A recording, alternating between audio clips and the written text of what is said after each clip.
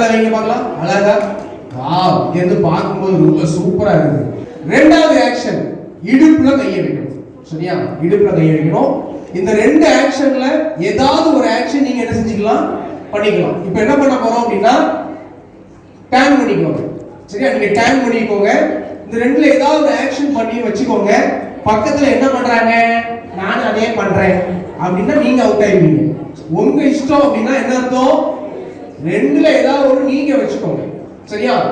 நான் வந்துட்டு ரெடின்னு சொல்லுவேன், நீங்க திரும்பணும். திரும்பும் போது இந்த பிரதர் அந்தோனி பிரதர் வந்து என்ன ஆக்ஷன் பண்ணியிருக்காரோ அந்த ஆக்ஷன் பண்ணாம எல்லாருமே அவுட்டு. நீங்க இடுப்புல கையை வச்சிருந்தீங்கன்னா, இவர் இடுப்புல கையை வச்சிருந்தாருன்னா இடுப்புல கை வச்சவங்கலாம் அவுட்டு. டவுட்டே இல்லாம அவுட்டு. சரியா? சோ இப்படி கேம் விளையாட போறோம். எந்த டீம்ல ஃபாஸ்டா ஜெயிக்க போறாங்கன்னு பார்க்க போறோம். About time.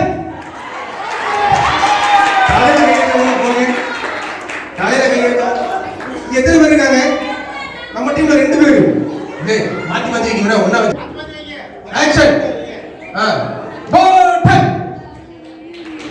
காலையில கையெழுத்து போங்க. ரைட் தம்பி, ஜெயிச்சுடுங்க.